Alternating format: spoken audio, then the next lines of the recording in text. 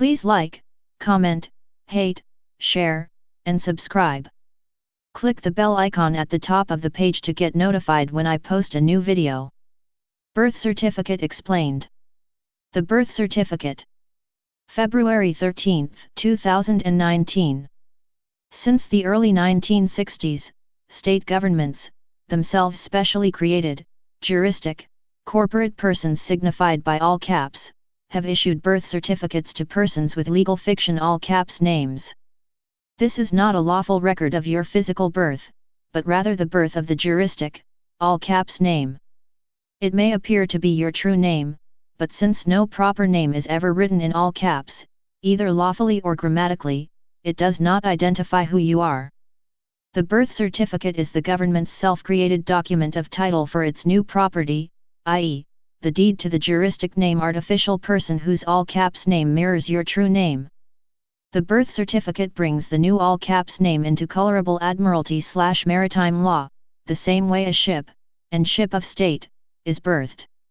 When a child is born, the hospital sends the original, not a copy, of the record of live birth to the State Bureau of Vital Statistics, sometimes called the Department of Health and Rehabilitative Services, HRS. Each state is required to supply the United States with birth, death, and health statistics. The state agency that receives the original record of live birth keeps it and then issues a birth certificate in the corrupted, all caps version of the baby's true name, i.e., all caps James Wilbur Smith. Certificate, noun. Middle English certificat, from Middle French, from Medieval Latin certificatum. From Late Latin, neuter of certificatus, past participle of certificare, to certify, 15th century. 3. A document evidencing ownership or debt. Merriam-Webster Dictionary, 1998. The birth certificate issued by the state is then registered with the U.S. Department of Commerce, the Executive Office, specifically through their own sub-agency, the U.S. Census Bureau, which is responsible to register vital statistics from all the states. The word registered, as it is used within commercial or legal-based equity law, does not mean that the all-caps name was merely noted in a book for reference purposes. When a birth certificate is registered with the U.S. Department of Commerce, it means that the all-caps legal person named thereon has become a surety or guarantor, a condition, an obligation that is automatically and unwittingly assumed unless you rebut the presumption by effectively noticing them, "It ain't me." Surety. The person who has pledged him or herself to pay back money or perform a certain action if the principal to a contract fails, as collateral, and as part of the original contract. Duimes Law Dictionary. 1. A formal engagement, as a pledge, given for the fulfillment of an undertaking. 2. One who promises to answer for the debt or default of another. Under the Uniform Commercial Code, however, a surety includes a guarantor, and the two terms are generally interchangeable.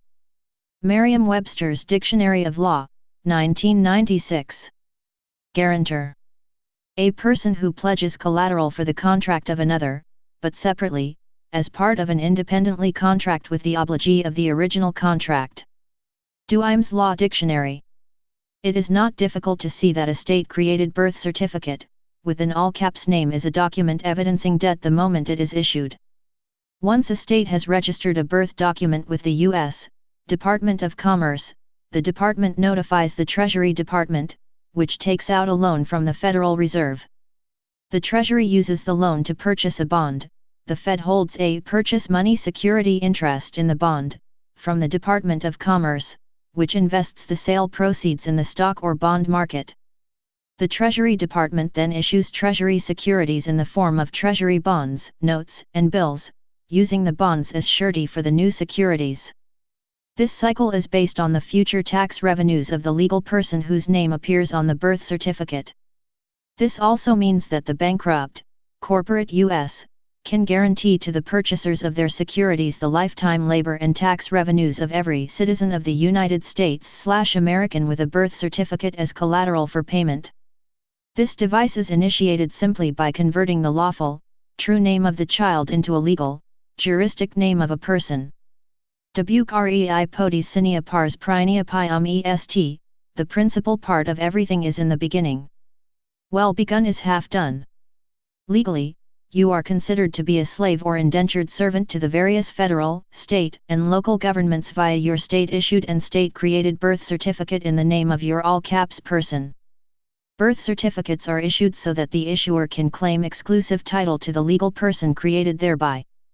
This is further compounded when one voluntarily obtains a driver's license or a social security account number. The state even owns your personal and private life through your state-issued marriage license/certificate issued in the all-caps names. You have no rights in birth, marriage, or even death.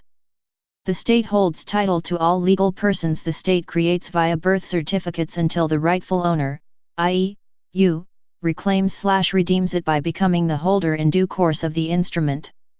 And this pic shows a registration of a record of birth, which would tend to support the claims about the BC in the above article. Why the heck would a record of birth need to be registered? And with the Department of Commerce?